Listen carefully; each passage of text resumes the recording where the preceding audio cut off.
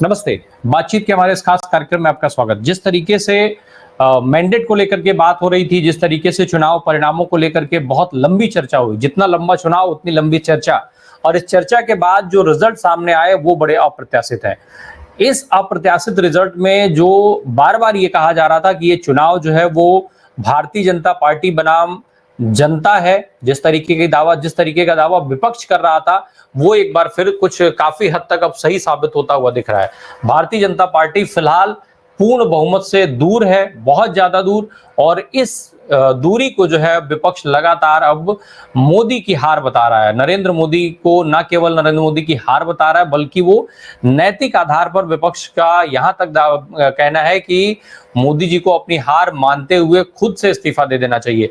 तो ये जो जिस तरीके का मैंडेट आया, वो मैंडेट इस चुनाव के हिसाब से कितना जायज है, साथ ही चूंकि जायज नाजायज एक अलग चीज है, क्योंकि वो तो भाई जनता का मैंडेट है तो उसको स्वीकार करना ही है, लेकिन फिर भी समय के हिसाब से, चुनाव के हिसाब से, मुद्दों के हिसाब से, चुनाव लड़ने की प्रक्रिया के हिसाब से, तमाम भाषणों में जिस तरीके की शब्दावली का इस्तेमाल हुआ, चुनाव जो है वो मीट मंगलसूत्र और तमाम चीजों से चलता हुआ मुजरा तक पहुंचा, इन सारी चीजों का कितना कुछ इफेक्ट हुआ, इस पर विस्तार पूर्वक बात होगी। जैसा आप देख पा रहे हैं, आतमजीत सर हमारे साथ मौजूद हैं।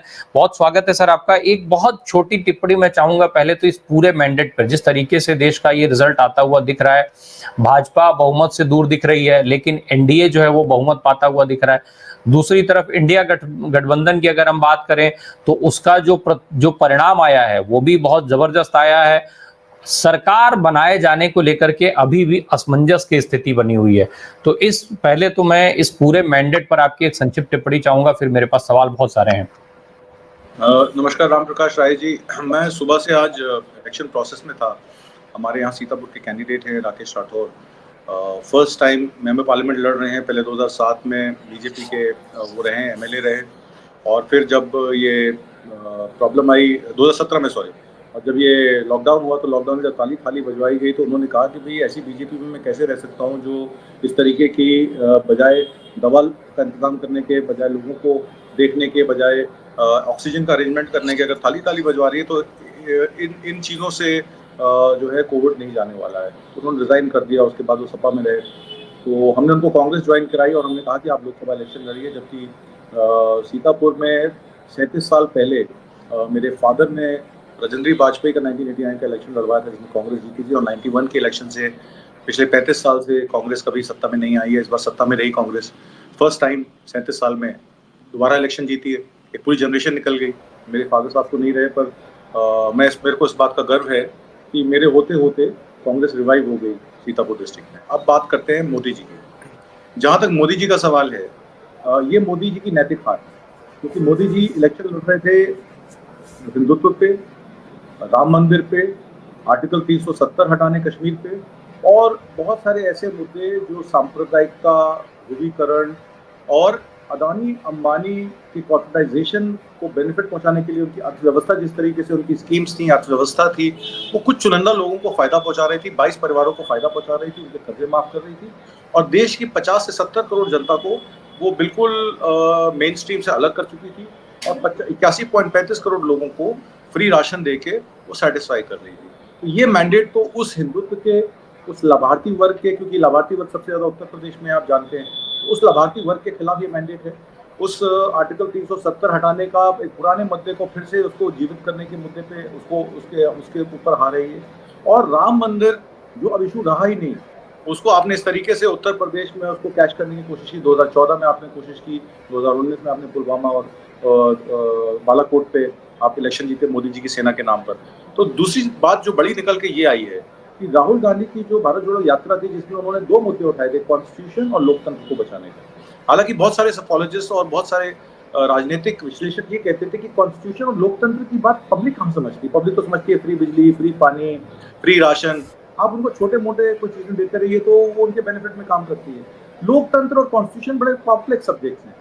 वो विधायिका समझ सकती है, वो लेजिस्लेटिव में जो लोग बैठते हैं वो समझ सकते हैं, पब्लिक को समझ में नहीं आएगा। पर पब्लिक को एक बात समझ में आ गई कि ये सरकार संविधान को बदलना चाहती है, ये सरकार लोकतंत्र के खिलाफ है, ये सरकार कुछ लोगों को बेनिफिट पहुंचा के बाकी लोगों को जो है वो शोषित रखना चाहती है, और अल्पसंख्यकों के खिलाफ है, ओबीसी के खिलाफ है, आरक्षण के खिलाफ है। तो ये लड़ाई जनता ने लड़ी मोदी जी से, क्योंकि मोदी जी ने कहा था वोट आप मुझे दीजिए, तो वोट मोदी जी को नहीं गया। मैं आपको उत्तर प्रदेश का बता देता हूं, आनंद वर्धन जी से मेरी बात जो है उत्तर प्रदेश के संदर्भ में इलेक्शन शुरू होने से 2 हफ्ते पहले हुई थी, और हम एक मत थे कि 38 से 42 सीटें, मैं आपको फिर रिपीट कर देता हूँ, 38 से 42 सीटों पर बीजेपी हारेगी इस बार, और विधिवत तरीके से हम उसकी आकलन करते रहे, फेस बाय फेस हम उसमें लिस्ट बनाते रहे, और हमारा आकलन बिल्कुल सच निकला। हमने 38 से 42 कही थी, और 41 सीटों पर कांग्रेस और समाजवादी पार्टी जो है जीत हासिल कर रही है या करने की ओर अग्रसर है।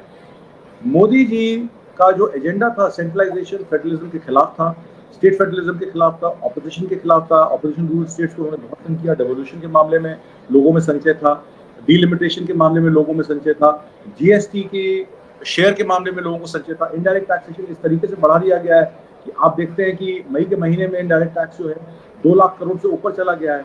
उसका जो टैक्स बेस है, ये टैक्स इंडेक्स है, वो किन के ऊपर है? वो पुअर और मिडिल क्लास लोगों के ऊपर है। पूरा जो गरीब किसान हैं, गरीब मजदूर हैं, जो लोग जीवन यापन बड़ा बड़ी मुश्किल से करते हैं, उनका 60% खर्चा जो है इनकम का वो सारी फूड कमोडिटी आइटम्स खरीदने में जाता है, और सबसे ज्यादा जीएसटी उनको देना पड़ता है, खुले राशन में भी जीएसटी देना पड़ता है।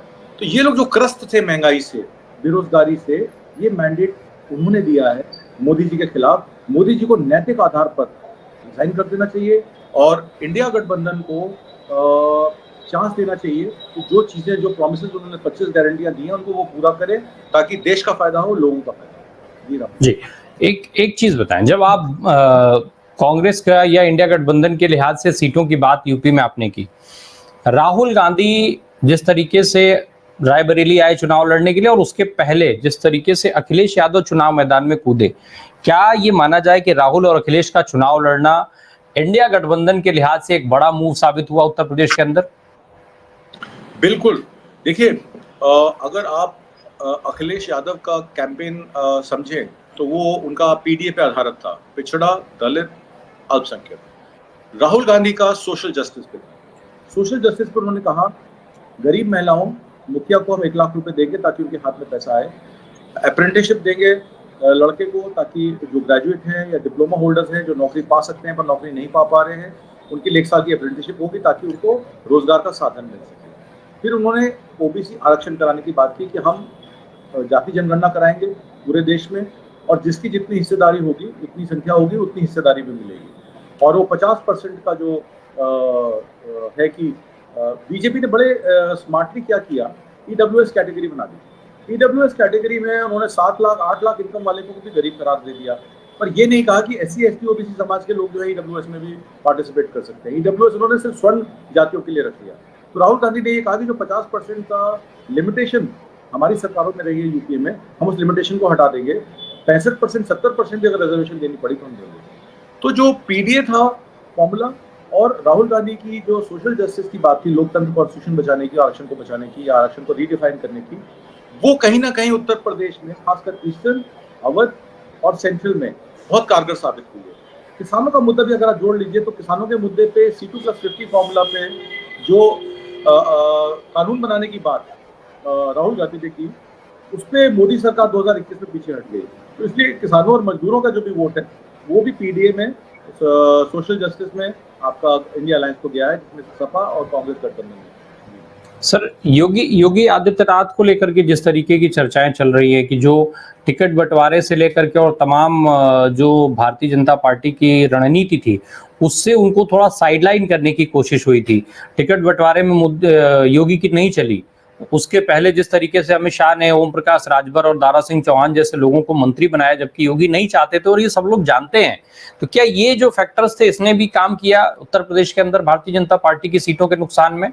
ब्रिजभूषण शरण सिंह जब कैंपेन कर रहे थे अपने बेटे करण का, तो वहां पे मंच पे ए.के. शर्मा साहब बैठे हुए थे। ए.के. शर्मा वही हैं जिनको डिप्टी सीएम बनाना चाहते थे अमित शाह साहब, और योगी जी को कंट्रोल करना चाहते थे। योगी जी ने उनको डिप्टी सीएम नहीं बनने दिया, पर उन्होंने फिर भी अपने कैंपेन ट्रेल में मंच पे ये कहा कि देखिए हमारे जो है चीफ मिनिस्टर यूपी के बैठे हुए हैं यहाँ ए.के. शर्मा। तो इसका मतलब है कि ब्रिजभूषण शरण सिंह को पूरा वो मिला हुआ है, प्रोटेक्शन मिला हुआ है अमित शाह। और सिमिलरली अजय मिश्रा टेनी का आपने केस देखा, जिसने 4 किसानों और 1 मीडिया कर्मी पे गाड़ी चढ़ाई, और उसके बाद उसको टिकट 2019 में भी मिली, और 2019 के बाद उन्होंने जब ये कांड किया तो 2024 में भी उनको टिकट मिली। अब वो 33,000 वोटों से हार गए। तो लोगों में गुस्सा तो था और वो मोदी की तरफ देख रहे थे कि मोदी जी जो इस तरह के आरोपों में लिप्त हैं, जिनके ऊपर एफआईआर्स हैं, जो महिलाओं के उत्पीड़न में लिप्त हैं, ब्रिजभूषण शरण सिंह जैसे लोग, उनकी पार्टी के कितने, अब प्रज्वल रमन्ना का केस देख लीजिए कर्नाटक में, आते ही उनको अरेस्ट कर लिया गया। बहुत सारी उनकी सीडीज जो है वो पेन ड्राइव में मिली कि उनके पास 2,967 वीडियोज हैं, 3,000 के करीब वीडियोज हैं जिसमें वो महिलाओं का शोषण कर रहे हैं। इस तरीके से जब महिलाओं के प्रति संवेदनशीलता नहीं है इस पार्टी में, किसानों को जो मारते हैं उनको वो गृह मंत्री पद से हटाते नहीं हैं, तो Amit Shah Modi style of politics को यूपी ने नकारा है। हालांकि योगी महाराज की जो फैन फॉलोइंग है वो अभी भी है। हालांकि आपको याद होगा ब्रिजभूषण शरण सिंह ने ये भी कहा था कि बुलडोजर जो कल्चर है हम उसको लाइक नहीं करते हैं, तो वो भी अमित शाह को के लिए बैटिंग कर रहे थे। पर कहीं ना कहीं पब्लिक ने अमित शाह मोदी स्टाइल ऑफ जो पॉलिटिक्स है उसको नकार दिया है। और योगी महाराज इसमें जो है वो एज अ विनर निकल के आए हैं, क्योंकि योगी महाराज की अपनी सीट गोरखपुर उन्होंने बचा ली और जहां जहां वो कैंपेन करने गए मोस्टली वो सीटें वो जीत गए, तो योगी महाराज पे कोई दाग नहीं लगा। अब अलबत्ता अमित शाह की जो एक सुपरमेसी वो क्रिएट करना चाह रहे थे नहीं, गुजरात आपने आपने अमित शाह का जिक्र किया, आपने अमित शाह का जिक्र किया। अजय मिश्रा टेनी अपनी सीट हार गए, वहां भी अमित शाह साहब गए थे, उन्होंने ये दावा किया था कि इनको और बड़ा आदमी बनाया जाएगा। इसके अलावा स्मृति ईरानी का चुनाव प्रचार करने हो गए, स्मृति ईरानी भी मजबूत एक बड़े मार्जिन से हार गई। तो ये अमित शाह साहब का जिस तरीके का रवैया था, ये रवैया भी यूपी के लोगों ने पसंद नहीं किया। बिल्कुल, अमित शाह साहब हमारे सीतापुर में भी आए थे, वहां भी इलेक्शन बीजेपी हार गई। राजेश वर्मा अमित शाह के प्रोटेक्शन में मेंबर पार्लियामेंट का चौथी बार टिकट पाए। एक बार वो बस बीएसपी से लड़े, जीते, 3 बार के वो बीजेपी के रहे। जब से वो 3 बार इलेक्शन लड़े, वो गोमती नगर अपने घर से निकले नहीं बाहर, वो लखनऊ में रहते हैं, 5 साल में एक बार नजर आते हैं। पब्लिक परेशान हो गई कि ठीक है 2014 में राम मंदिर पे नाम पे राजेश वर्मा को वोट मिल गया, 2019 पे आपने मोदी जी की सेना के नाम पे वोट ले लिया, बालाकोट के नाम पे वोट ले लिया, अब 2024 में डेवलपमेंट मॉडल क्या है। तो ऐसा नहीं है कि अमित शाह सिर्फ अमेठी गए थे। अमित शाह आपको याद होगा तो अमित शाह जहाँ पे इनकी अखिलेश की रैली हुई थी दौरारा में भी गए थे, हरगांव में भी गए थे। ये जहां जहां गए हैं वहां बीजेपी हारी है। बीजेपी ने अमित शाह को टोटली रिजेक्ट कर दिया है। Amit Shah Modi style of politics को रिजेक्ट कर दिया है। कि उत्तर प्रदेश की मान सम्मान की बात हो, उत्तर प्रदेश की अस्मिता की बात हो, जैसे वेस्ट बंगाल में अस्मिता की बात होती है, पंजाब के लोग अपनी अस्मिता की बात करते हैं, उत्तर प्रदेश के लोगों की भी अस्मिता है। वो भी चाहते हैं कि उनके लोग ही उनके नुमाइंदगी करें, उनको रिप्रेजेंटेशन करें। और ये गुजरात स्टाइल ऑफ पॉलिटिक्स को उत्तर प्रदेश ने सिरे से नकार दिया है। ऐसा इस इलेक्शन में देखने को मिला है। इतनी करारी हार इनके उत्तर प्रदेश में होगी कि मोदी जी की कुर्सी को खतरा हो जाएगा। और ये बात मैंने 10 दिन पहले भी कही थी कि अगर मोदी जी 20 सीटें भी हार गए, मतलब वो 63 पे थे, मैंने कहा था अगर वो 43 पे रह गए, 20 सीटें भी हार गए, तो मोदी जी तो प्रधानमंत्री नहीं बनेंगे थे, क्योंकि दिल्ली का रास्ता सिर्फ यूपी से होकर निकलता है। और यूपी ने मोदी जी के इलेक्शन में भी, मेरे ख्याल से मैंने फिगर्स नहीं देखी, मुझे कोई बता रहा था कि बनारस में भी मुश्किल से वो 1.5 लाख वोटों से जीत रहे या जीत चुके हैं। तो 4-5 लाख वोट से जीतने वाला आदमी अगर 1.5 लाख वोट से जीत रहा है, तो मोदी जी की क्या क्रेडिबिलिटी रहेगी। मुझे तो लगता है अगर अरविंद केजरीवाल वहां लड़ लेते तो शायद ये भी जो जीत का मार्जिन है ये भी खत्म हो जाता। तो मोदी जी किस बिना पे प्रधानमंत्री बनेंगे, मुझे तो लगता नहीं। पब्लिक ने तो उनको नकार दिया है, क्योंकि अगर आप बिहार की पॉलिटिक्स देखें तो नीतीश कुमार वहां पे 16 सीटों पे जीत के निकले हैं। सोशल जस्टिस का जो फॉर्मूला था, हिस्सेदारी का, ये सबसे पहले नीतीश कुमार ने दिया था। नीतीश कुमार इंडिया अलायंस में अपनी पैठ नहीं बना पाए। इंडिया अलायंस के वो पीएम प्रोजेक्टर, मतलब उनको जो चाहते थे वो कि चेयरमैन बन जाए इंडिया अलायंस के, वो नहीं बन पाए, इस वजह से उनको वापस पलटी मारनी पड़ी। मजबूरी में वो बीजेपी गए। अब क्योंकि उनके पास पूरी अपॉर्चुनिटी है वापस बिहार सत्ता में आने की, स्टेट गवर्नमेंट में भी वो अपनी सत्ता बना सकते हैं और सेंटर में भी अपनी सत्ता में वो पार्टिसिपेशन कर सकते हैं, तो उनके लिए वो गोल्डन अपॉर्चुनिटी है। महाराष्ट्र की पॉलिटिक्स अगर आप देखें तो गुजरात पॉलिटिक्स में देवेंद्र फडणवीस की महाराष्ट्र जो पोजीशन रही है, उसने बिल्कुल महाराष्ट्र में बीजेपी को डेसिमेट कर दिया। उन्होंने पहले शिवसेना को खत्म किया, उसके 2 फाड़ किए। आज वही शिंदे 7 सीटें 8 सीटें जीत के आ रहे हैं। अब आप ये देखिएगा कि एकनाथ शिंदे इनके पास टिकेंगे नहीं, वो वापस अपनी शिवसेना में चले जाएंगे, क्योंकि उनके एमपीज कहेंगे भी बहुत हो गया। और अजीत जो अपने हैं पवार, शरद पवार के भांजे भतीजे, वो भी एक सीट लेके मुझे लगता है अपने अल्मा मैटर में वापस चले जाएंगे। तो महाराष्ट्र में 30 सीटें जीत के अभी इसका खत्म नहीं हुआ है। बीजेपी बहुत ज्यादा रिलाई कर रही है एनडीए पे, और उन्होंने अपने 10 साल के कार्यकाल में एनडीए का ख्याल नहीं किया।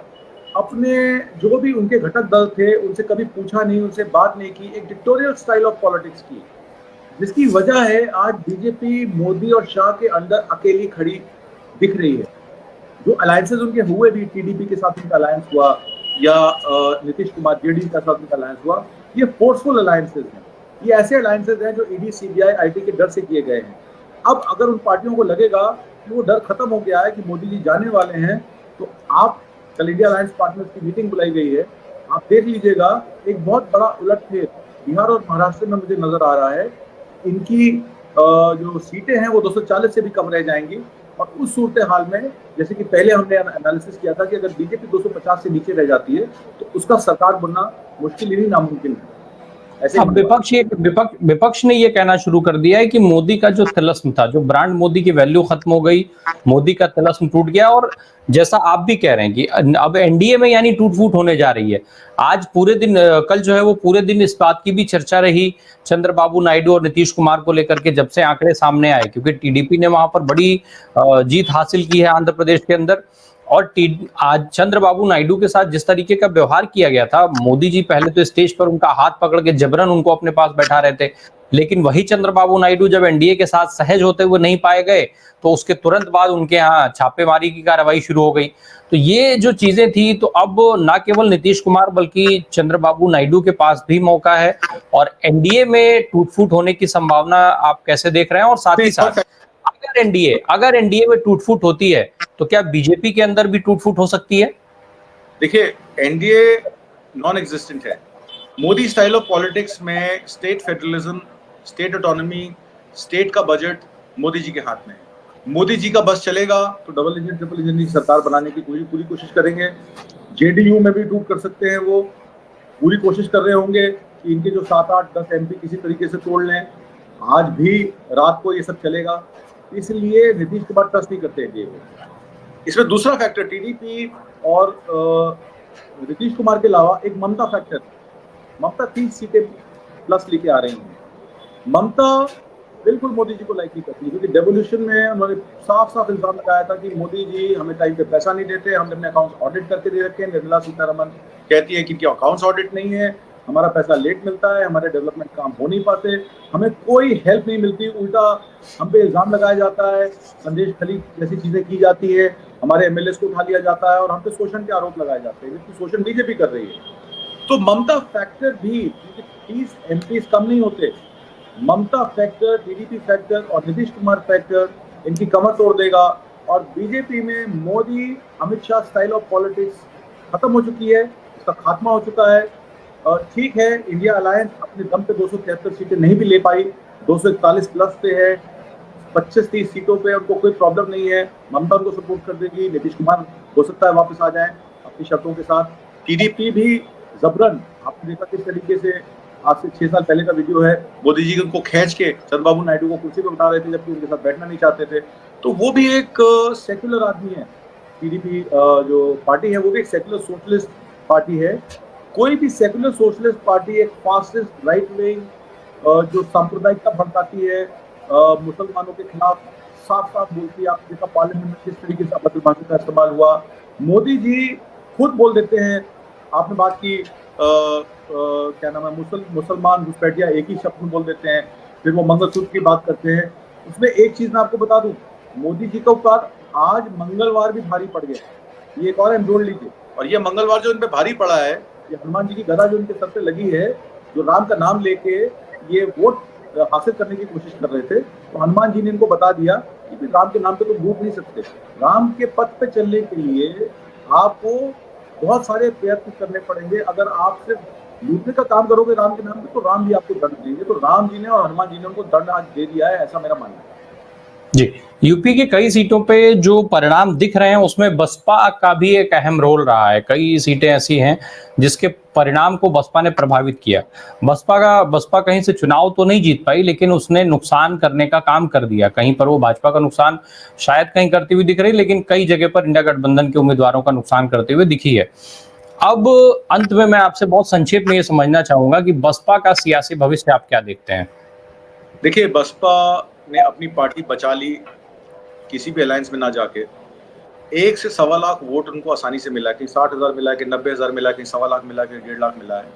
जो 1 सवा लाख वोट उन्होंने काटा है, वो कितना जाटव वोट जो उनका है, वो जाटव वोट उन्होंने लिया है। और अति पिछड़ा वोट जो बीजेपी की तरफ माइग्रेट कर गया था 2019 में, वो वापस बसपा पे आता दिख रहा है। तो बसपा सीट हालांकि नहीं जीत पाई है, पर अगर आप स्टेट इलेक्शन 2027 में आने अगर उसको देखें, तो मायावती फिर से एक फॉर्मिडेबल फोर्स बन के सोशल जस्टिस की इंडिया अलायंस के साथ नेगोशिएट भी कर सकती है। और अगर इंडिया अलायंस की सरकार बनती है तो जाहिरन बात है, मुझे ऐसा लगता है कि बसपा कांग्रेस सपा का जो गठबंधन अगर होगा 2027 में, एक बहुत फॉर्मिडेबल गठबंधन होगा।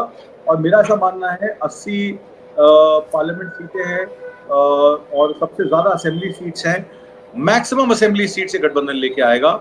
मायावती के लिए आगे गठबंधन का रास्ता खुल गया है सपा और कांग्रेस के साथ, क्योंकि उन्होंने बीजेपी के साथ टाई अप न करके अकेले इलेक्शन लड़ा है। जी चलिए, अब यूपी के जो लड़कों का कमाल अभी दिख रहा है, जिस तरीके से वो एनडीए और बीजेपी पर भारी पड़ रहा है, लेकिन अब बुधवार का दिन जो है वो बहुत इंपॉर्टेंट है क्योंकि इस दिन इंडिया गठबंधन की बैठक होनी है और ये बैठक में तय होगा कि क्या इंडिया गठबंधन सरकार बनाने के लिए मेहनत करे, कसरत करे, वो इस चीज को लेकर के आगे बढ़े कि जो संभावनाएं जताई जा रही है चंद्रबाबू नायडू और नीतीश कुमार को मिला करके जो 30 सीटें घट रही हैं एनडीए गठबंधन से और वो उसको बहुमत से दूर ले जा रही हैं। यही नहीं, अगर स्थितियां ऐसी बनती हैं तो अजित पवार और एकनाथ शिंदे इनकी भी इंडिया गठबंधन के अंदर वापसी हो सकती है अगर उद्धव ठाकरे सरकार बनाने के नाम पे कंफर्टेबल फील करें। तो ऐसे में सरकार का की जो तस्वीर है, सरकार जो है वो अभी बदल सकने की संभावनाएं खत्म नहीं हुई हैं। अब देखना ये होगा कि एनडीए गठबंधन और इंडिया गठबंधन